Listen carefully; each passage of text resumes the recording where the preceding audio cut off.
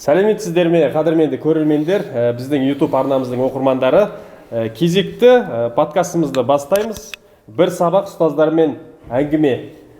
Бүгінгі тақырыбымыз бұл жаңа формация ұстазы деген бағытта болады. Яғни болашақтың мұғалімі қандай деген сұрақты қазір келген қонақтарымызбен бірге отырып талдайтын боламыз. Енді өзімізді қонақтарымызбен таныстырып өтейін. Бізде Қосшы қаласының мектеп гимназиясы информатика пәнінің мұғалімі Ерлан ұстаз өткен шығарылымызда, бірінші шығарылымызда қонақ болған. Студиямызға қош келдіңіз. Рахмет. Енді екінші қонағымыз бізде Қосшы қаласы мектеп гимназиясы орыс тілі пәні мұғалімі ұстаз Айгерім ұстаз. Қош келдіңіз. Рахмет. Енді бұл жерде осыған дейінгі подкасттардан бізде ерекшелік. Енді біз бірінші, екінші подкастты кішкене аға буынмен өткіздік. Ол жерде кішкене ресми формат басымырақ болды. Қазір енді өзіміз тақырыпта, яғни жаңашыл ұстаз болғаннан кейін, болашақтың мұғалімі ұстазы қандай болу керек деген тақырыпты талқылап жатқаннан кейін, біз енді жастар болып кішкене еркін форматты ұстансақ. Мен солай сіздерге бағыт беріп қояйын. Шынайы болуымыз керек біз. Бұл жерде ешкім бізді сынамайды, өзіміздің субъективті пікірімізді білдіруге бұл жерде рұқсат. Жақсы. Олай болса, бастайық. Ең бірінші енді өздеріңізге сауал тастайын. Мен өзімді негізі жауап беруші ретінде қатыса берейін деп отырмын бұл жерде. Өйткені сауал беруші ретінде өткен алдыңғы подкасттарда мен тек қана сауал беріп отыратынмын. Қазір енді өзімді қатысушы ретінде сіздерге көмек беретін боламын. Енді бірінші сауалымыз біздегі талданатын, бұл білесіздер, қазіргі заман күн сайын өзгеріп жатыр. Мамандықтар өзгеріп жатыр. Мысалы 2030 жылға дейін қазіргі таңдағы дағдылардың 40% өзгеретіндігі туралы статистикалық мәлімет бар, зерттеу нәтижесінде. Және бірнеше мамандықтардың жойылатынын да білесіздер. Енді ұстаздың алдынан небір маман иесі шығады, оны білесіздер. Біздің алдымызда президент, ел басқаратын, біздің алдымызда қарапайым қатардағы жұмысшы, инженер, басқа да маман иелері біздің алдымыздан шығады, ұстаздардың алдынан. Енді ең бірінші өзгерісті біз қабылдамасақ, ол өзгеріске біз дайын болмасақ, ол болмайтын нәрсе. Түсініп отырсыздар, иә? Яғни жаңа заман мұғалімі, яғни өзгеру бұл мода емес, негізі заманның талабы болып тұр. Енді сөзімді сіздерге ортаға салатын сөзіміз ол мынау жайында болады. Жаңа формация мұғалімі сіздің ойыңызша қандай? Яғни жаңа заманның ұстазы қандай болу керек? Немесе нақтырақ айтатын болсақ, сіз өзіңізді 10 жылдан кейін өзгерген заманда қалай көресіз? Сізде қандай дағдылар, қасиеттер болу керек? Осы жайлы айтып өтсеңіз. Өте үлкен сұрақ. Жеңіл бастаймыз деген сияқты. Жақсы. Мен ойымша бірінші кезекте 10 жылдың ішінде тек қана цифрландыру күшейе, сондықтан цифрлық дағдыларды тек қана күшейту керек, одан сайын көбірек білу керек. Бұл бірінші. Екінші қазір ойланайын. Өз ойыңызда бірден ой келмей тұр, иә. Ешқандай не жоқ. Өзіңізді қалай көресіз? Жақсы, Айгерім ұстаз, жалғастырып көріңізші сіз, иә? 5 жыл осыдан, тіпті 6-7 жыл бұрын қалада, Астана қаласында ЛРТ салынып жатқанына сенбей жатқан едік. Дәл қазір сол ЛРТ-ға да қол жеткіздік. 2026-да жұмысқа кірісіп жатыр деген сияқты. Дәл солай 10 жылдан кейін, мысалы 2036 жыл деп елестететін болсақ, жыл сайын инновация, техника дамып келе жатыр. Неше түрлі программа, передачалар шығып, оны ерекшелетіп, қазіргі заманға сай неше түрлі шығарып жатыр. Оның барлығы жастардың идеясы деп ойлаймын.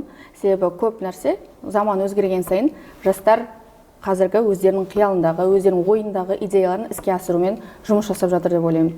Себебі оларда идея көп, энергия көп, мүмкіндіктері көп. Қазіргі сәтте мүмкіндіктері өте көп. 2036-да тіпті одан да көбірек мүмкіндіктер болатын сияқты деген ойдамын. Яғни жас ұстаздарға, жас мұғалімдерге тіпті бұдан да қазіргіден де көп мүмкіндіктер болады деген ойдамын. Бірақ ол мүмкіндіктерге жету үшін қазіргі біздің яғни 26-шы жылдағы ұстаздар сол жақсы жетістіктерге жету үшін жақсы жұмыс жасау керек деп ойлаймын. Ол бізге де қазіргі ұстаздарға да байланысты. Мен бірден жалғастыра кетсем, бір ойлар енді келе бастады. Болашақта мүмкіндіктер көбейеді, көбірек түрлі мамандықтар пайда болады, кейбір мамандықтар жойылады. Ол бір мүмкіндіктер болғанымен, сонымен ол қиындық. Демек, болашақ ұрпаққа қиын, ауыр жағдай, ситуация туындайды деп тұр, иә. Сол себепті мұғалім бұл 10 жылдың ішінде сол цифрлық құзыреттілік ол нөмір 1, сонымен қатар біз бүгін жоспарлап отырған тақырып эмоционалды интеллект. Ол да емес, тағы да басқа көп дағдыларды жан-жақты бала даму керек. Бір ғана, енді мен өз ойым бойынша, менің өзім ойым, бір ғана узкий специализация бойынша дамытуға болмайды баланы. Жан-жақты болу керек бала. Себебі болашақта 10 жылда өте көп өзгеріс болады. Соған бала дайын болу керек. Біз солған оқушыларды дайындау керекпіз. Менің өзім тағы қосып айтып кетсем, мен 9 жыл бұрын ғана, былай есептесем, 9 жыл бұрын ғана 11-ші сыныпты бітірген болатын. Оқушы ретінде мен қарапайым мектепте оқыдым. Қазіргі 9 жыл ғана айырмашылық болғанымен, кеше ғана сияқты, бірақ менде старый ескі мектепте оқыдым. Смешный аралас мектеп, қазақ, орыс мектебінде, ол жерде ешқандай условия, мүмкіндіктер болған жоқ. Кәдімгі тақта, және де біз айтып жатқан бұрынғы кездегі ұстаздардың бір дәстүрлі оқыту әдісі сол кезде де болды. Яғни тақта мен бор. Біз есепті, жаттығуларды барлығын тақта арқылы, бізде интерактивный тақталар болған жоқ, цифрлық. Соның өзінде біз жақсы білім ала алдық деп ойлаймын. Қазір ол мүмкіндіктер бүкіл мектепте бар Қазақстанда. Барынша ескі мектептерге де соны орнатып, бүкіл жаңағы жағдайларын жасап жатыр деп ойлаймын. Ал бір жағынан, жаңа айтып жатыр ғой, бормен, тақтамен бір жағынан білім жақсырақ болатын сияқты. Енді ол уже екі жақты көзқарас. Пікіріңіз бұл.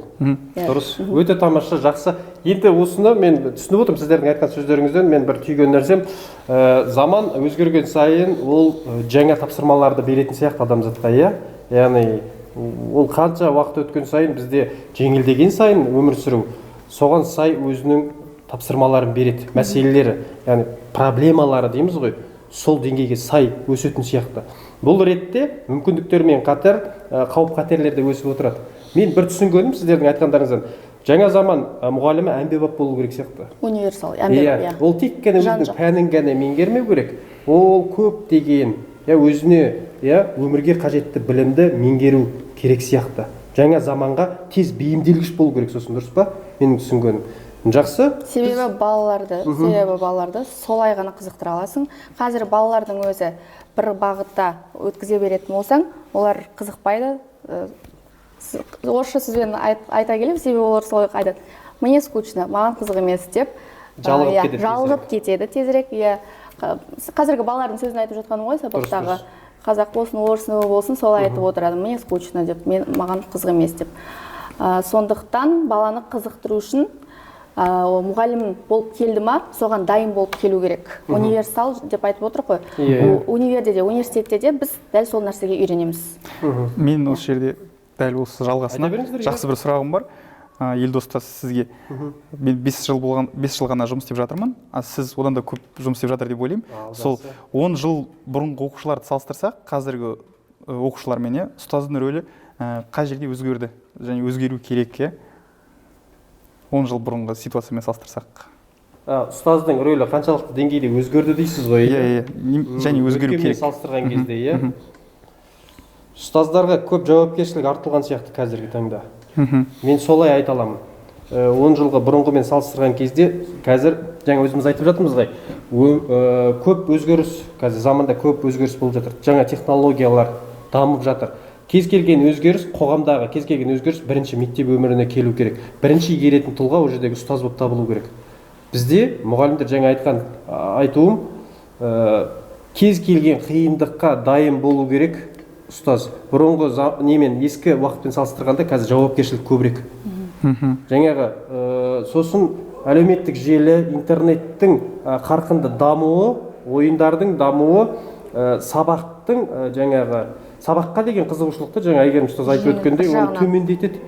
Бізге, мен өткен сұхбатта да айтқан болатынмын, бізге қазір сол әлеуметтік желі мен интернеттің арасында ұстаз оқушының назары үшін қазір бәсекелесуге дайын болу керек. Солай көзқарас айта аламын. Және оқушылардың жаңағы өзін ұстауында мәдениетінде де өзгеріс бар. Себебі ол жаһандық, бізде білесіздер, интернет ол өзі ғана келмейді ғой. Интернет бізде сана сезімді де өзгертіп жібереді, құндылықты да өзгертіп жібереді. Көрген нәрсесін өзі жасайды. Қазір мысалы бұрынғы оқушылардың мұғалімге деген қарым-қатынасы, қазіргі оқушылардың қарым-қатынасы екі түрлі. Оларда құндылық бөлек, реакция бөлек сосын. Біздің әрекетімізге қатысты реакция бөлек. Бұл жерде нақты айтатын болсақ, жаңа айтып өткен жаңашылдық керек, креативтілік керек сіздің айтып отырған, біздегі. Сосын жауапкершілікті сезіне алу керек ұстаз. Және өзін үздіксіз дамыту керек. Осы жерде еркіндік балаларда көбейіп бара жатыр. Енді шыны керек, балалар сондай болып өсіп келе жатыр, қазіргі заманның балалары. Және де бізге сабақта тәртіп пен еркіндіктің арасында тепе-теңдікті сақтау керек. Мен осы сұраққа өзім мазалап жүрді, мен кішкене сол сізден де естігім келеді жауап. Өте өзекті сұрақ, қазір бұрынғы емес қой. Бұрын ата-ана ұстаздың сөзін сөйлейтін. Өйткені ұстаз балаға бір нәрсе айтса да жаман ниетпен айтпайтын да. Ал қазір бірдеңке айтсаңыз оқушыға түзу болсын, дұрыс болсын деп бағыт берген болсаңыз, оны кері қабылдайтын ата-аналар өкінішке орай қазіргі қоғамда өте көп. Және ол жас мамандардың жұмыс істеуіне деген, ұстаз ретінде жұмыс істеуіне деген құлшынысын төмендетіп жібереді. Ол енді біздің жолымыздағы кедергі деп айтуға болады. Ондай мәселелер қазір көп туындап жатыр. Былай мектепте көріп жүргеніміз көп айтып жатырмыз ғой. Дәл осындай мәселелер негізі көп.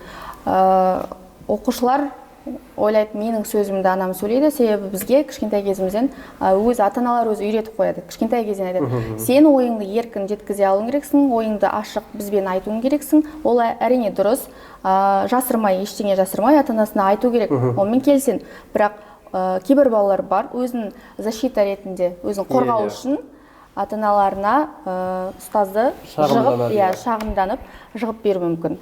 Жаман тұлға ретінде өзін идеализировать етіп, ондай ситуациялар тоже кездескен. Жеке шекара деген қазір психологияның термині, мысалы балалар біледі. Мен бала кезімде ондай нәрсені білмегенмін негізі. Олар қазір біледі ғой. Олар қазір бізден ақылдырақ. Сол ғой. Өте жақсы сөзді қозғадыңыз. Осыны мен қазір ары қарай жалғастыратын боламын. Жақсы. Бізде қарым-қатынас өте маңызды. Мысалы мектеп ол ата-ана, сосын оқушы және ұстазды біріктіретін бір ортақ хаб деуге болады. Осы жерде барлық дүние өтіп жатыр қазір. Қоғамдағы негізгі мәселелерді осы жерден қазір байқап көруге болады. Негізі өздеріңізді ұстаз ретінде білесіздер ғой, небір жағдайлар өтіп жатыр басымыздан. Осы жерде бұрынғы, мысалы 20 ғасырларда бізде оған дейін де, жалпы психологтардың айтуы бойынша бізде мінез этикасы деген қалыптасқан болатын. Яғни мінез этикасы, адам қоғамға араласуы басты рөл болған. Мінез деген нәрсе негізі сырттағы жағдайларға біздің реакциямыз. Біздің жауабымыз осын мінез деп атайды. Осы басымырақ болған болатын психологтардың зерттеу бойынша. Енді қазіргі тенденцияда тұлға этикасы деген басым болып барады. Ол эгоцентризмге қарай апара жатыр. Жаңағы айтып отырған жеке шекара деген мәселелер, сіздің құқығыңыз жоқ деген әңгімелер осыдан шығып жатыр да. Оны психологтардың өзі мойындайды. Осы орайда мұғалімдерге үлкен жүк артылып отыр. Ол жаңағы бізде тағы да психология тілімен айтатын болсақ, эмоционалды интеллект. Эмоционалды интеллект дегеніміз мысалы сондай конфликті жағдайларда біз істеуіміз керек. Өзімізді ұстап, қалай біз өзімізді ұстай аламыз, эмоционалдық деңгейімізді қалай көп шығара аламыз, конфликт жағдайларды қалай конструктивті деңгейде шеше аламыз. Эмоционалды интеллектінің үрелі жайлы айта аласыздар ма? Қаншалықты ол маңызды? Мен біраз енді кіріспе жасап бердім, өз ойларыңызды айтсаңыздар. Жаңағы бір негізден бір ой келді маған. Ата-ана, мектеп, ата-ана, оқушы және ұстаз. Үш жаңағы неге бөлінеді дедіңіз ғой. Осы бойынша мен жаңашыл ұстаз ретінде менде ой болған, бір идея болған. Яғни осы үш нені біріктіру үшін сынып сағаттары өтіледі. Әр дүйсенбі сайын біздің мектепте бірінші сабақта сынып сағат өткізіледі. Яғни өз жоспар бойынша сондай тақырыптарды, тәуелсіздік, қандай праздниктер, сол бойынша сынып сағатлар өткізеді. Бірақ кейбір сынып сағатын қолдана отыра біз ата-аналарды, менде ой болған, ата-ананы шақырып, сынып сағатына шақырып, мысалы кейбір ата-аналар болады, университетте сабақ беретін, немесе өзі психолог, коуч деген сияқты, мастер, художкадан сабақ беретін. Менің өзімнің сыныбымда сондай керемет ата-аналар, Енуда, Гумилев атындағы университетінде сабақ, лекция береді, өзі архитектурадан сабақ береді, ол кісі өте өнерлі, яғни сондай ата-аналарды жақсы танып, олармен мастер-класс дейді ғой, сол сияқты ата-ана келіп, балалармен жұмыс істеп, қандай екенін біліп, және де өздерінің білетін балаларға үйретіп, және де оны бірге мұғаліммен жасаса, ұстаз, мұғалім, ата-ана сол кезде тіл табысып, бір-бірлерін мектепте және де өздерінің достарының алдында қалай ұстайтынын сол моменте көре алады деп ойлаймын. Сынып сағатын сондай деңгейде қолданса болады деген. Дұрыс. Сіздің кейсіңіз өте орынды, өте жақсы. Яғни жаңағы диалог, дұрыс диалогты орната білу. Қазір ол проблема өте өзекті. Ата-ана, ұстаз, оқушы арасында өте алшақтық болып жатыр қазір. Бұрынғыдай емес. Қазір біз білеміз, ата-ананың бала арасындағы қарым-қатынасының өзінде көптеген мәселелер бар да, оның барлығы сол мінезге келіп тірелетін нәрсе де, эмоционалды интеллект. Бір жағынан парадокс қарасаңыз, телефон пайда болды, байланыс керісінше жеңіл деген сияқты, бірақ адамдардың арасында қарым-қатынас алыстады. Қасиет, құрмет тұту деген дүниелер жоғалып бара жатыр мысалы. Телефон қарым-қатынас демекші. Бірақ мен осы жерде айтқым келгені, біз жаңа айттық сіздермен шекара деп тағы да басқасын, олар бір жағынан керекті деп ойлаймын, біраз пайдасы бар деп ойлаймын оның. Ол идеялар кемшіліктері бар болғанымен, өзінің артықшылықтары да бар. Бала өзін өзі қорғай алады, бала өзін бір қиын жағдайдан алып шығады, сол ата-анасы солай үйретіп қойса, тіпті осындай ситуацияда осылай өзіңді ұста деп, осындай ситуацияда бір жерге хабарлас, көмек сұра деп, бұрынғы кезде ондай болмады деп ойлаймын. Қазіргі балалар көмек сұрай алады, ол жақсы бір нәрсе деп ойлаймын. Жақсы баланың өзінің өмірін, өзін-өзі өмірді қорғай алу үшін жақсы қасиет деп ойлаймын. Тамаша. Үйден тәрбие қалай бергеніне байланысты ғой. Кейбір кезде бала басқаша қабылдауы мүмкін, немесе ата-ана басқаша қабылдауы мүмкін деген сияқты. Тек қана мұғалім ол тәрбиелеуге міндетті емес деп ойлаймын. Дұрыс, білім беру керек. Бірінші ол мақсат, мұғалімдердің мақсаты баланы білімді қылып шығару, яғни білім үйрету. Тәрбиеге бірінші ойым ол ата-ана жауапты. Тәрбие, себебі кішкентай кезден фундамент дейді ғой, құратын, ол өсіретін, баланы бесіктен өсіретін ол біз емес қой, ата-аналар ғой. Және жақсы көретін бірінші баланың ата-анасы ғой, дұрыс па? Басқадан қарап, ұстаздың. Нақты бәрібір бұл жерде қосқым келген ойым. Жақсы, келсем, ол оймен ата-ана бірінші кезекте баланың тәрбиесіне жауапты, бірақ ата-аналар енді әрдайым біз сияқты педагог болып жұмыста емес, демек бұнымен профессионально айналыспайды да. Ал біз, жаңа сіз айтқан сынып сағат форматында қайта-қайта сол педагогикалық бір қағидаттарды еске түсіріп, немесе бір мероприятие ұйымдастырып тұрса, сол кезде ата-ана сондай бір педагогикалық күнделікті бір өмірде педагогикаға қол жеткізіп тұрады да, педагогикалық бір қалай айтса, ойын жеткізе алмай тұр. Сіз мысалы педагог болып жұмыс істеген кезде сіз тәрбие туралы сабақ өтілді ма сізде, тәрбие жайында? Сіз тәрбиені бөлек сабақ ретінде өткен жоқсыз ғой, сіз тек білім қуаладыңыз, дұрыс па? Педагогиканы ғана өттіңіз, педэтиканы, этика мен тәрбие байланысы бар, бірақ біз тәрбиені бірінші очередь біз қоймау керекпіз, бірінші орынға қоймаймыз. Біз тек қана как поддержка ретінде, қолдау ретінде. Ата-ана тәрбие берді, біз тек ары қарай алып кету керекпіз. Бұл жерде сыныпқа бейімделу үшін ғана, сыныпты бірге алып, сол жерде өздерінің ортасында еркін сезіну үшін ғана біз себепкерміз деп ойлаймыз. Екінші себепкер біз боламыз. Екінші анасы дейді, екінші әкесі деп жатады ұлдарды мысалы. Сондықтан тәрбиеге ата-анасы бірінші жауап беру керек. Бұл жерде әртүрлі пікірдің туындау себебі тәрбие дегенге мысалы сіз басқаша анықтама бересіз, сізде басқаша көзқарас, өйткені барлығы салыстырмалы бұл жерде. Мысалы тәрбие деген нәрсені мәдениет деп түсінуге де болады да.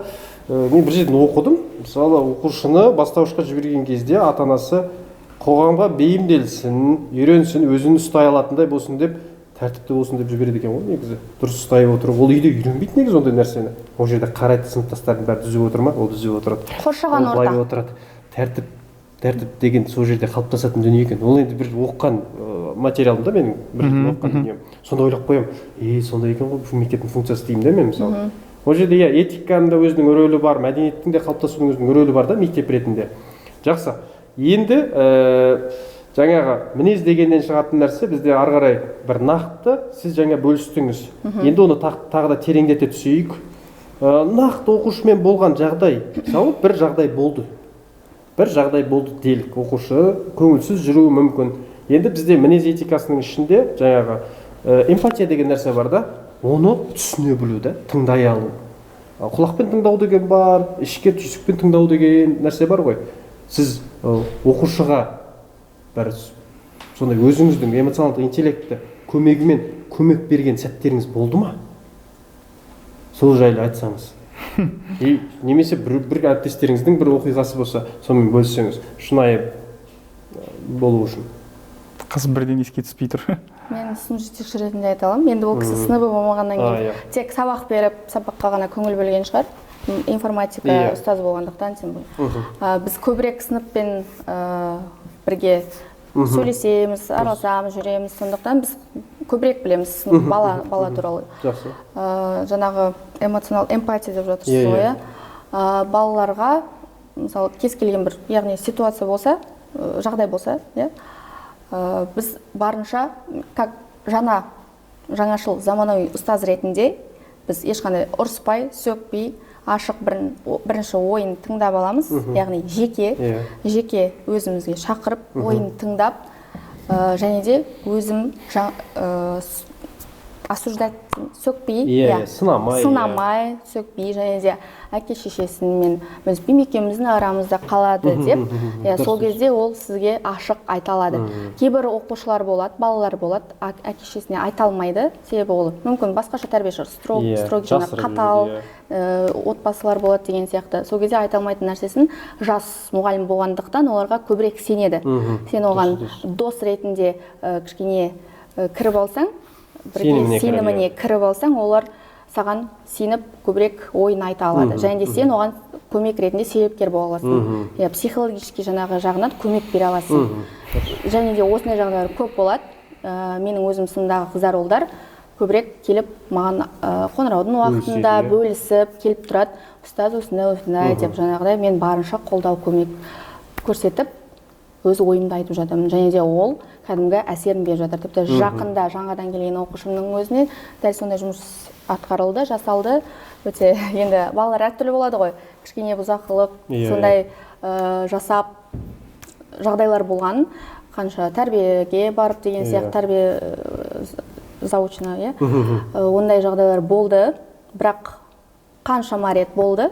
Сосын енді мен ол баланы жақсы танымаймын ғой. Кеше ғана келіп тұр, бір айдың ішінде қатты тани алмадым. Бірақ сол мәселеден кейін мен ойладым, бұл баланы басқа мектепке ауыстырудың жолын іздестірмей, ол баламен кез келген баланың көңілін табу болады. Сондықтан ол баламен мен жақын сөйлесіп көрейін деп шештім. Бір-екі рет сөйлестік. Содан кейін байқағаным, анасы жаңағыдай айтса деген кезде, сөйлескен кезде ол айта алмай тұрды. Сосын оқушымның атын айтам, айта ғой, анаңнан ештеңе айтпайсың ба, айтқың келмей ма деген кезде, мен сөзімнен кейін маған бүйтіп қарады да, сосын бір анасына жаңағы керек затты, айтатын затын айтып, сол кезде түсіндім, мені тыңдай алатын түсінген соң, онымен бөлек сөйлесуге шештім. Қалай мен ол баламен сөйлестім, жағдай өзгерді. Қазір жақсарып келе жатыр. Өзім сол результатты көрдім. Оң бағытқа өзгеріп келе жатқан. Тамаша кейс. Осы арада тағы да осы тақырыпты жалғастырып сұрақ қойсам, сонда ұстаз үшін не қауіпті? Ең қауіпті қателік қандай? Білім беруде ме, қарым-қатынаста ма? Қауіп қай жақтан келуі мүмкін дейсіз бе? Енді оның екі жақтан да келуі мүмкін ғой. Қарым-қатынаста және білім беруде. Қарым-қатынаста енді қазіргі айтып отырмыз. Бұрынғы уақытпен салыстырғанда ол жерде мұғалім енді беделге ие еді да, авторитаризм ол жерде басымырақ еді де. Қазір режим өзгерген. Саясаттың тілімен айтатын болсақ, режим өзгерген. Қазір демократия, сыныптың ішінде де демократия бізде, мемлекетте ғана емес. Әркім өзінің ойын жеткізуге не істейді, айта салуы мүмкін. Бұрын кішкене болсын этика деген нәрсе бар еді да, ол жерде қарым-қатынаспен көп мәселе туындамайтын. Қазір біз қозғап отырғанымыздың себебі де осы да. Білім беру жарайды, білім өзінің несімен. Ешқандай мұғалім жайдан жай 4 жыл, одан кейін жалғастырған болса тағы 2 жыл жай оқыған жоқ қой. Ол білім алып шықты. Ол ұстаздың біз біліміне ешқандай не арта алмаймыз, сынамаймыз. Ол білімді диплом алып шыққан ұстаз, оның біліміне ешқандай не келтіре алмаймыз. Бірақ қарым-қатынас мәселесінде көп мәселелер бар бізде. Қарым-қатынаста көп мәселелер бар. Қазіргі заманның ұстазында жаңағы дұрыс диалог құра білу, сіздің айтып отырған кейстардың барлығы соның негізгі мысал болып табылады. Мен мысалы солай айта аламын. Қазір маңыздысы қауіп-қатер көбінесе білім беруде емес, жаңағы қарым-қатынас орната білуде. Сол конфликттің нәтижесінде, бір реніштің нәтижесінде ол оқушы бәрін тастай салуы да мүмкін. Жаңағы білімі де бәрі де кетуі мүмкін де. Мектептен шығамын деген сияқты. Кейін не қоюы да мүмкін, е? Бір дұрыс емес отношениенің әсерінен, дұрыс тыңдай алмағанның әсерінен. Ұстаздарға қазір керек нәрсе. Және эмоционалдық интеллекттің біз осы жерде басымдылығын көре аламыз да, маңыздылығын көре аламыз. Мен солай айтамын. Жақсы жауап. Неге? Себебі мен іштей басқаша ойлап отырмын білім беруде деп. Сіз айтқаныңызды тыңдап пікірім өзгерді. Өзгермесін пікіріңіз. Кейбір оқушылар бар ғой, синдром отличников дейді. Беске оқып келе жатады, бірақ өзі кейбір кезде ауытқып кетіп жатқан кезде, жоқ мен бәрібір 5-тік баламын, неге мен 4 алып қалдым деген кезде, оларда уже көңіл күй өзгереді, оқуға тіпті кері байланыс, кері әсерін беріп, жаңағыдай 4-ке түсіп қалса, қызығушылығы төмендейді. Ондай синдром отличников деген болады. Ол сол қазір еркіндіктің кеселі деп ойлаймын мен. Бұрын ондай жоқ еді. Қазіргі оқушыларға да мен айтамын ғой, енді тура айтамын мен олардың көзіне қарап. Сіздерге көп нәрсені игеру керек. Мысалы, бұрынғы заманда жарайды, бір пәнді жақсы игеріп, маман иесі болу, ол біраз мәселені шешетін еді. Ал қазіргі таңда бірақ маман иесі болу, немесе бірақ дағдыны меңгеру, бұл тиімсіз. Қазір оқушы үшінде әмбебап болу керек, ұстазға да емес. Өйткені мен оларға бірден айтамын, сіздер ертең оқып бітіресіздер, бірақ бағытты алдыңыздар, дағды жоқ, командамен жұмыс істеу, тағы не, сөйлеу мәдениеті, мысалы, қазір біз сөйлеп отырмыз ғой, этиканы сақтау. Қай жерде өзін қалай ұстау? Ұстау мәдениеті өзін. Оның барлығы дағдылар негізі. Ол керек дағдылар адамға. Соны меңгермегеннен кейін олар өз ойын жеткізе алмау, мысалы, да. Оны меңгермегеннен кейін мен оларға бірден айтамын, сіздер бізге бәсекелес болмайсыздар деп бірден айтамын. Ертең бізде көбірек дағды бар деп мен әдейі айтамын. Ол енді бір жағынан қатты айтылған шығар, бірақ оларға кішкене мотивация болсын деп айтамын да. Бізде өйткені көп дағды бар деймін. Мен кез келген сферада жұмыс істей аламын деп ашық айта саламын оларға. Өйткені біз жаңа заманға бейімделгенбіз де. Ал олар былай жүргендер. Бірақ жақсы талпынып жүргендер де бар, дұрыс па? Жан-жақты оқушылар да бар бізде, оны да айта кету. Оған көбінесе ұстаздар тоже себепкер. Себебі көп байқап жататын болсаңыздар, сынып жетек айтады ғой, сынып жетекшіне сыныбы өзі ұқсап кетеді. Яғни сынып жетекшісі немесе пән мұғалімдер, ұстаздары қандай болса, оқушылары да дәл сондай. Себебі қазір оқушылар бұрын біз өзім жаңағы пример өзімнен мектеп кезінен айтатын болсам, бізде бұрынғы апайларымыз, мұғалімдеріміз кәдімгі қарапайым киіммен, үлкен жастағы апайлар, қарапайым шаш үлгісімен, ешқандай артық маникюр, шаш, прическа деген нәрсе кимейік. Қарапайым, біз сондайларға үйреніп қалғанбыз, сондай апайларға үйреніп қалғанбыз. Қазір де бар, бірақ ондай азаюда, қысқарды. Яғни қазір тіпті үлкен кісілердің өзі жаңашыл стильде, жаңа неде киінеді, аккуратны шашымен, жаңағыдай шаш үлгісімен, өздеріне қарап жүреді. Яғни жаңа ұстаздарға жас маман келеді ғой, оларға өте қатты еліктейді. Яғни мұғалім, ұстаз өзін қалай ұстаса, оқушылар дәл солай өздерін ұстайды. дұрыс, келісемін. Бірден үйреніп кетпесе де, ақырындап соның істеген әрекеттерін, соның сөйлеген сөздерін, сонымен айналысқан затымен қызыға бастайды, үлгі тұтады. Қазіргі әлеуметтік парақша бар, сол ұстаздың әлеуметтік парақшасын қарауы мүмкін, ол өзін қалай ұстайды, өзін қалай жүргізеді. Яғни менде солай болғым келеді деген сияқты бір адамды алып алады да, сол адамға ұқсағысы келіп өзін. Бізде мысалы біз айтатын едік қой кезінде, анаған ұқсаймын, Дженнифер Лопес сияқты боламын, Селена Гомес сияқты боламын, немесе футболист Месси сияқты боламын деген сияқты бір адамды үлгі тұтып, соған ұқсағымыз келеді. Дәл солай біз ұстаз қандай болсақ, балалар бізге қарап сондай болғысы келеді. Сондықтан біз оларға жақсы үлгі бола алу керекпіз деп ойлаймын. Керемет. Әркімнің өзінің идеалы болды ғой, біздің кезімізде солай ғой. Ол қатты әсер етеді негізі көзқарасқа, адамдық тұлға ретінде қалыптасуы өте маңызды. Осыған сақ болу керек екен негізі. Жаңадан бері мұғалімнің ауыртпашылықтарын айттық, жұмысының. Осы мұғалім күйіп кетпеу үшін күнделікті бір қандай бір әдет керек па, білмеймін, бір демалыстың түрі керек па, өз ойларыңызды айтсаңыздар. Выгорание ғой. Выгорание. Выгорание неден пайда болады? Ол күнделікті бір нәрсе қайталана беруден болады. Рутинный жұмыстар ма? Рутинный жұмыстар. Бір күн келесің, жұмысқа келесің, ертеңіне жұмысқа келесің, сабақ бересің, дәл сол оқушылар, дәл сол сабақтар бірдей 100 рет қайталайсың. Мысалы 9А, 9Ә дәл сол тақырыпты 5-6 сынып қайтып шығасың, ертең жұмыстан шаршап үйге барасың, үйдегі тіршіліктер, сосын ұйықтайсың, келесі күн тағы келесің. Яғни каждый раз әр күні, әр күндерің қайталана береді. Сол қайталана бергендіктен арада ешқандай өзгеріс жоқ, даму жоқ. Сен өзің не істеп жүргеніңді, өзің мақсатыңды ұмытып кетесің. Тіпті сол мақсатқа жетпей жатқаннан кейін адам да жерінен миына қалыптастырады, мен не істеп жүрмін. Тем более ересек адам болғандықтан оны әрине міндетті түрде ойлайды. Әрине. Зрелый жаңағы адам арасында ренжімеңіздер.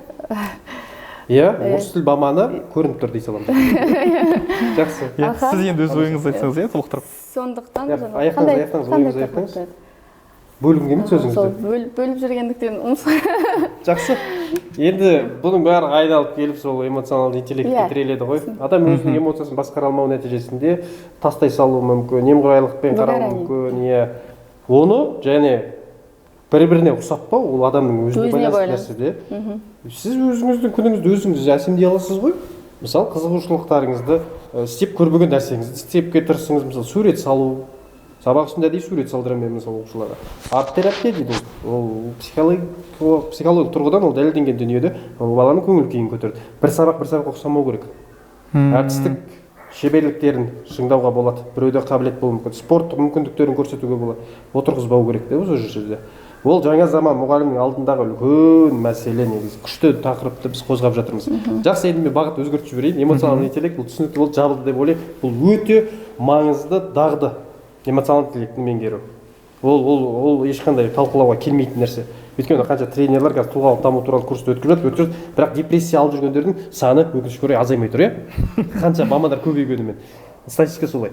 Енді біз мемлекет басшысы өзі бағыт қойды, Қазақстан цифрлық мемлекетке айналу керек. Аз жылдың ішінде бізде барлық қоғамдағы жаңағы мектеп болсын, басқа институттардың барлығы, көпшілігі цифрландыруға ауысу керек деді.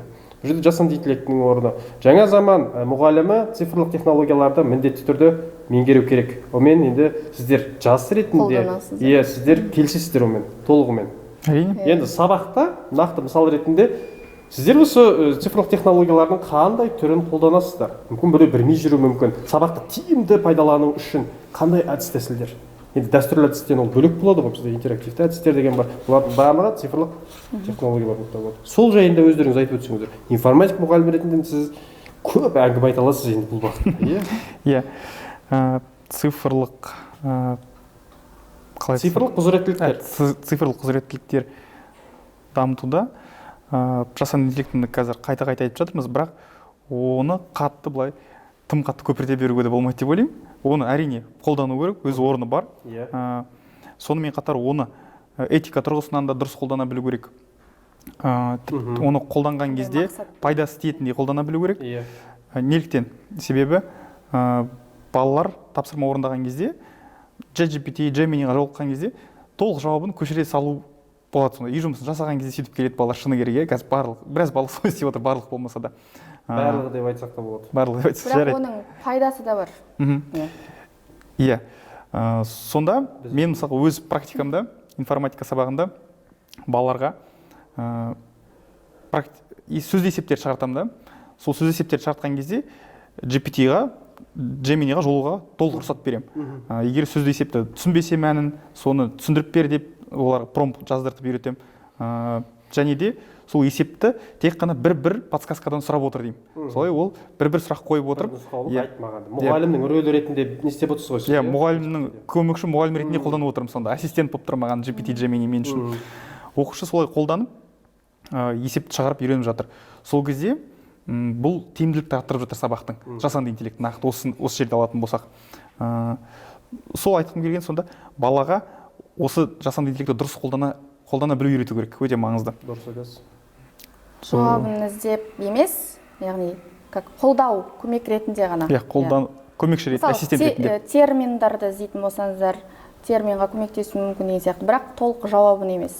Толық жауабын ізденетін болса, әр кезде жауабын іздеп жұмыс жасай беретін болса, ол миға әсерін береді, кері әсерін береді деп ойлаймын. Себебі ми ойлауға ақырындап осылай үйреніп қалады. Иә, кезден үйреніп қалады. Соған өз еркін ойлана алмайтын болады. Себебі миында тәуелділік бар. Содан көшіре саламын, үй жұмысын содан жаза саламын, немесе бір сценарий, авторлық жаңағыдай нелердің барлығы, реферат, барлық қазіргі болып жатқан презентация болсын, кез келген нелер болсын, адамдар өздерінің жолын жеңілдету үшін, жұмысын жеңілдету үшін қолданып жатыр. Дұрыс, уақытты үнемдеу керек, бірақ адамдар еңбек етуге өздері талпынғысы келмейді.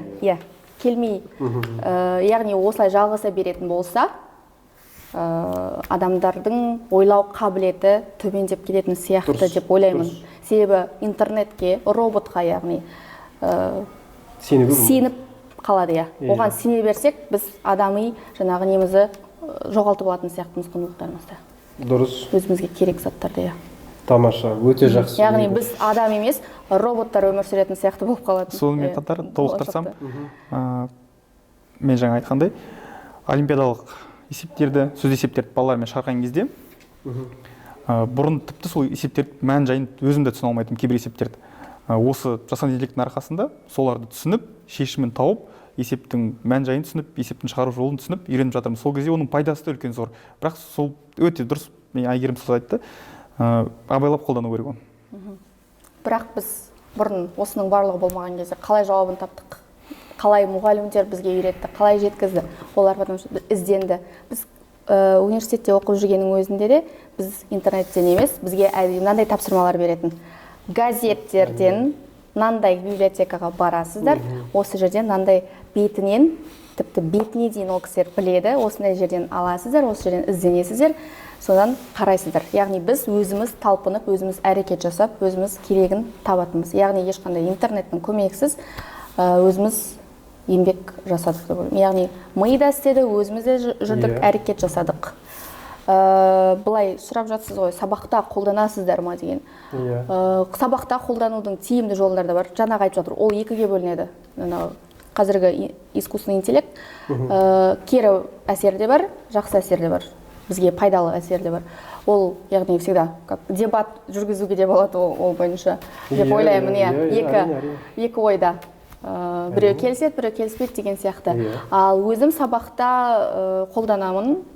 Тіпті ашық сабақта, осы біз орыс тілі апталығы 10 күндігі өтіп жатыр. Өзіміз ұйымдастырып, осы дүйсенбі күннен бастап керемет деңгейде болып жатыр. Керемет деңгейде аштық деп ойлаймын. Атап өттік. Рахмет. Инстаграм желісінде, парақшамызда, гимназия парақшасында олар салынып жатыр. Іс-шараларымыз, кез келген өткізіп жатқан іс-шараларымыз сол Инстаграм парақшасында нақты не істеп жатқанымыз барлығы салынып, сол жерден көрсеңіздер болады. Және тақырыбы да сол цифрлық технология байланысты. Барлығы Солай болып бара жатыр ғой. дәл сол искусственный интеллектке тақырыбы байланысты болғандықтан біз ашық сабақтарымызда соны қолданып жатырмыз. Ол қалай? Мысалы 6-шы сыныпта ашық сабақ өтілді, яғни 10-шы сыныпта өзі осы мұғалімдер өтіп жатырмыз. Яғни біз мынандай шумеры. Первыми были шумеры. Менде қазақша тақырыбы ол, яғни сол бойынша біз видео көрсету керекпіз. Видеоны біз қалай жасадық?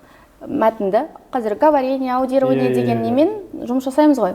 Жазылым, айтылым, тыңдалым деген сияқты. Яғни тыңдалымды біз видео арқылы көрсетеміз. Яғни видео жүріп жатады, ар жақтан мұғалім сөйлеп жатады. Яғни звук да келіп жатады. Яғни искусственный интеллект арқылы біз видео жасадық. Тақырыпты жаздық, сол тақырыпқа өзі дайын видео жасап берді. Яғни бұрынғы Вавилон дейін кезіндегі тарихқа байланысты арнайы видео жасап берді. Яғни балалар өз көзімен бұрынғы заманды көре алды сол видео арқылы.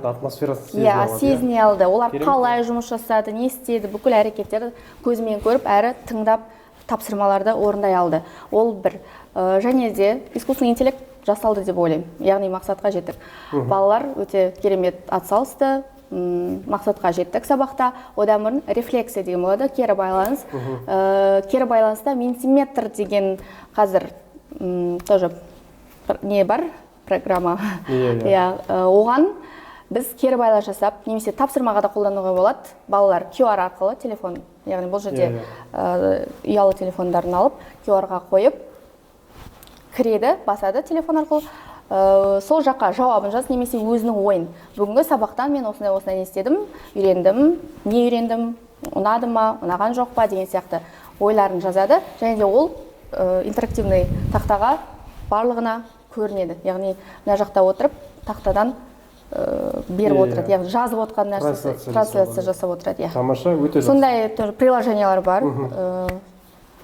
Жақсы, тамаша. Көп айта берсең, негізі. Әрине, көп түрлері өте көп. Колесо деген бар, қалай бірінші топқа бөлу деген сияқты. Кім бірінші айтады деген сияқты. Олар анау барабан айналған сайын олар күтіп отырады, қызығып отырады. Қызықтырып. Сол сияқты ғой. Бастап жатқан, енді бір қадам жасап жатқан тыңдармандардың арасында мұғалімдер болуы мүмкін. Сондықтан осы бір айтқан идеяларыңызды сайттар ма, ресурстар ма, соларды жазып кетсеңіз болады комментарийға, мүмкін біреулер қолданып қалатын шығар. Себебі мен Гамма деген презентация жасайтын бар. Canvaмен өте жақсы меңгере аламыз. Мұғалімдерге тегін қазір, ақылы нұсқасын қазір тегін беріп жатыр. Ол үлкен мүмкіндік. Оның Canva ИИ-дің мүмкіндіктері енді өте керемет. Сайт жасауға дейін оны қолдануға болады ғой. Жақсы, цифрлық технологиялар жайлы бір сауал қойғым келіп отыр. Мысалы, біздің мектепте қазір қандай телефонсыз сынып деген бе? Телефонсыз мектеп. Телефонсыз мектеп. Енді біз цифрлық технологиялар деп ұрандатып жатырмыз да, бірақ мектепте сондай цифрлық технологияны ұстатпаймыз да. Бұл қалай өзі қайшылық болып тұрған жоқ па бұл жерде? Бұл қалай сонда? Бұл администрацияға сұрақтап қойсаңызшы. Бұл біздің немізде емес деп, бірақ сабақ кезінде мен алдырам, өйткені бізге керек болады ғой құралдар. Оқу мақсатында, оқу жоспарында көрсетіліп, сабақ жоспарында көрсетіп, біз ала аламыз, оны қолдана аламыз. Ол жақсы. Жақсы, цифрлық технологиялардың әңгімесін тоқтатайық та, енді нақты ұстаз ретінде жаңа айтып жатырмын, үздіксіз даму деген нәрсе, бұл ұстаздың ең негізгі көрсеткішінің бірі болып табылады. Өйткені дағдылар сол үздіксіз дамумен келетін нәрсе, жаңағы көзқарастың қалыптасуы, оның бәрі үздіксіз дамумен келеді. Сұрақ енді, өзіңізді дамытатын үздіксіз, яғни қалай дамытасыз, соның әдісін атап өтсеңіз. Біреу кітап оқу, біреу мысалы өзін басқа қырдан дамытуы мүмкін, спортпен айналысу мүмкін деген сияқты. Сіз қандай әдісті қолданасыз? Сіздің бірақ дамуыңыз үшін қажет, демалу үшін емес, дамуыңызға қажетті. Хобби жатады ма? Егер сабақта бір әдіс деп айта алмаймын нақты, бірақ өзім қызыққан соң, өзім мамандығым бойынша әрқашан қосымша бір материалдар іздеп жүрмін, қосымша ресурстар іздеп жүрмін, және де сол тақырыпта YouTube арналарға жазылғанмын, тағы да басқа интернет ресурстарды қарап жүрмін, қандай жаңалықтар бар екен деп. Жақсы. Оқырмансыз. Әйгерім ұстаз, сіз. Тамаша. Сіз неме бөлісе аласыз? Айтыңыз. Сұрақты қайталап жүрсеңіз.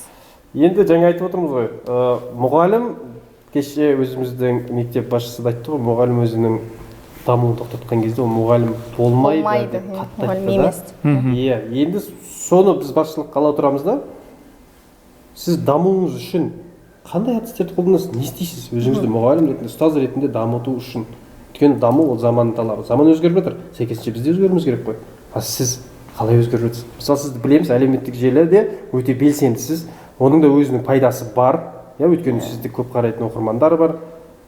Ол да бір белгілі неде алаң ғой енді, бөлісуге қазіргі болатын, заманға сай, иә. Әрине өзіңіздің тұлға ретінде көрсете алатындай бір алаң да, ол өзінің де пайдасы бар. Сонымен қатар Жаңа өзіңіз басында айтып өттіңіз сұрақ бойынша, мұғалім ұстаз деген әмбебап, универсал болу керек деп. Яғни универсал болу үшін, әмбебап болу үшін қалай өзімізді дамытып жатырмыз. Жайдан жай мұғалім универсал болмайды ғой. Басында өзі әр адам әртүрлі қалыптасады. Әркімнің өзінің қызығушылығы бар. Дәл солай баланың да қызығушылығы. Біз де бала болдық, біздің де қызығушылықтарымыз болдық. Бірақ соған біз жұмыс жасай келе біз ұстаз болдық. Біз жайдан жай ұстаз болған жоқпыз. Яғни бізге осы нәрсе жайдан жай ұстаз болған жоқпын, себебі сенің бір үлесің осы балаларға, өсіп келе жатқан балаларға үлесін тигізу арқылы сен бола алдың. Яғни жайдан жай сен мұғалім болған жоқсың, жайдан жай ұстаз болған жоқсың. Бұл кездейсоқтық емес. Бұл кездейсоқтық емес деп ойлаймын. Уақытша болса да мұғалімдер 5-6 жылдан кейін мұғалім болмай басқа сфераға кетуі мүмкін, немесе өзін мұғалімдікте көріп басқа сферада көріп, яғни әртүрлі айтып тұрсыз, адам өзін дамытуда тек қана мұғалімдікте ғана емес, басқа сферада да көрген дұрыс деп айтып жатырсыз. Яғни немесе сол сферада өзін дамытып келген соң қайтадан мұғалімдікке оралуы да мүмкін. Яғни ол бәрібір мұғалімдікті таңдау мүмкін деген сияқты. Ол адамның өзінің ішкі жаңағы қалауына байланысты. Уақыт өте келе жаңа выгорание, депрессия дәл осыған да байланысты. Депрессияға, выгоранияға түспеу үшін өзін жан-жақты адам дамытып көру керек. Яғни мен өзімді қалай дамытамын? Мен тек қана мектепке тоқталып қоймай, мектептің ішінде ғана емес, яғни мектептің балаларында, бірақ дәл өзімді қалай дамытамын, өзім не білемін, соны балаларға үйретуге де тырысамын. Сабақ уақытында болсын, немесе сабақтан тыс болсын, өздері келіп менен сұрайды, мысалы, мен көмектесуге барынша тырысамын. Яғни қазір мобилография деген профессия, сала бар. Сіз айтып жатырсыз, жылдан жылға сала, профессия өзгеріп жатыр, көбейіп жатыр, жаңа түрлері болып жатыр. Яғни жаңа түрі ол қазіргі дамып келе жатқан SMM мамандары, Instagram желісін, парақшаларын жүргізетін, TikTok желісін жүргізетін, TikToктың қырын білетін. Ол жай ғана просмотр жиналып қоя қоймайды ғой. Instagramда да дәл солай просмотр сен жинау үшін сен оның маманы болуың керексің. Сен қалай оған шығып жатырсың, немесе YouTube'та да дәл солай. YouTube желісінде де бізді көретін көрермендер, яғни оның да жүргізе алатын өзінің бір мамандары болады. Оны бөлек оқуда пайда болды. Дәл солай мен өзім телефонмен өзім үйренгенмін. Өзім үйреніп, әрі қарай дамытуға тырысып, сонымен табыс тауып жұмыс жасаған болатын. Яғни балаларға да соны үйреткім келіп, үлесімді қостым. Яғни 9-шы А сынып оқушысында менің ұстаздан шәкірт озар демекші, өзінің оқушы менен де осып кетті деп айта аламын. Себебі осы гимназияның парламент мүшесі болып жұмыс жасайды. Оқушым Сайлаубай Асылзат Instagram парақшасын өзі SMM маман ретінде жүргізеді. Яғни оған мен мектептің, ол да өте жауапкершілік деп ойлаймын. Қарап отырсам, кәдімгі өтірік емес, әдемі жасалған, жұмыс сапалы түрде жасалған, барлығы өзіме ұнап жатыр жұмысы. Яғни үлесімді осы жағынан да дамытып жатқан сияқтымын деп ойлаймын. Тек қана ол жағынан да емес, әртүрлі шығармашылық жағынан болсын, мен өзім қандай адам болсам, мен сыныбымда өз дәл сол нәрселерге үйретіп, осы 5 жылдың ішінде өзімнің үлестерімді, еңбегімді сіңірдім деген ойдамын. Ол ұстаздық жолын бастауына менің анам себепкер, 30 жылдан аса еңбек өтілі бар. Сол кісінің арқасында мен ұстаздық жолды көріп жатырмын деп айта аламын. қазіргі сыныбым да сол кісінің бастауышта сабақ берген сыныбы.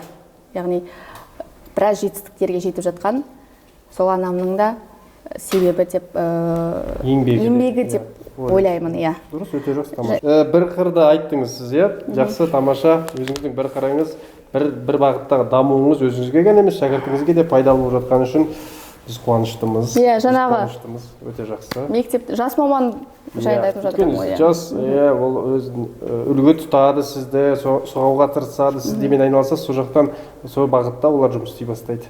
Бір жыл жас маман ретінде бір жылда ұстаз бойынан табылу керек қасиет деп ойлаймын ол нәрсе. Өзін дамыту осы жағынан да пайдалы болып табылады екен. Мысалы сіз де ютубқа өзіңіздің жұмысыңызды жариялауды бастадыңыз, жаңағы тікелей эфирға шығып есеп шығарумен. Өйткені сіздің де оқушыларыңыз ол жерде қарайды ғой, шәкірттеріңіз. Сізге де ұқсауға тырысады. Ерлан ұстаз жұмыс істеп жатыр екен. Біз де шығарайық деген сияқты. Мынандай тапсырмаларды орындап жатыр екен. Біз де шығарайық. Өйткені сізде үлгі тұтатын оқушылар бар деп сенемін. Сіз сабақ беретін сыныптарда. Соларға сіз үлгі болуыңыз керек. Ол үшін сіз көрсете алуыңыз керексіз өзіңіздің қырыңызды деген сияқты. Жаңа заман ұстазына керекте дағы да осы деп ойлаймын. Осы деп ойлаймын. Өзін көрсете білу.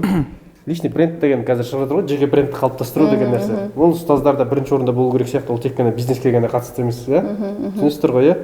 Әркім өз саласында. Иә, эксперт ретінде көрсете білу керек. Жақсы, онда қорытындылаймыз біз. Қорытындылау кезінде бір талай нәрсені айттық негіз біз, көп дүниелерді қопардық. Айтылатын дүние тағы да көп, бірақ әрине, ол сөйлей берсек жеткілікті ғой. Мұғалімдер бір сөйлесе білесіздер ғой. 5-6 сабақтан күнде сабақ береміз, біздің аузымыз жабылмайды ғой. Енді қорытындылау кезінде біз былай айтайық. Жаңа заман мұғалімі не қажетті дағды, 3 дағды сіздің ойыңызша. Болды, осы жеткілікті. Жаңа заман ұстазына қажетті 3 дағды. Не ол? Бойынан табылу керек қасиет, дағды ол не? Қысқа. Әрбір сабаққа дайын болу керек. 1, 2 эмоционалды интеллект, және 3 өз миын жоғалталдым. Әрқашан ізденісте болу керек. Жақсы, өте жақсы. Сіз қысқадан нұсқа айтып өтсеңіз, жаңа заман ұстазынан табылу керек, яғни бойынан көріну керек қасиет. Жаңа ұстаз. Жаңа заман ұстазы. Жаңа заман ұстазы. Жадағыдай даму үстінде. Үздіксіз даму, оған келсем. Ситуациядан шығып кете алу, яғни импровизация. Жақсы, өте жақсы. Импровизация. Ол кез келген нәрсеге көмек етеді. Интуицияны дамыту керек дейсіз, иә? Және де әрқашанда позитивті жүру. Позитивті, және де жан-жақты болу, қолдау. Өте жақсы. Көріп отырған жас мамандар болса, бұл сіздер үшін кейс өте жақсы ақпараттермен бөлісті біздің қонақтарымыз. Енді уақыт бөліп, осы жерде түсірілімге келгендеріңіз үшін көп рахмет, алғысымыз шексіз. Сіздерге көп рахмет айтамыз, жұмыстарыңызға табыс тілейміз, отбасыларыңыз аман болсын. Көріп отырған көрермендер үшін де, енді ұстаздықты таңдап отырғандар үшін де жартылай біз ашып көрсеттік негізі қандай қиындықтары болатынын, жалпы қандай, егер ұстаздықты таңдасаңыздар қандай қиындықпен кездесетіндеріңізді бөлістік. Бірақ сонымен қатар біз жаңа заман ұстазы нені меңгеру керек, нені игеру керек, осында айтып өттік. Бұл бірақ жастардың көзқарасы екенін ұмытпаңыздар. Келесі шығарылымда кездескенше сау болыңыздар.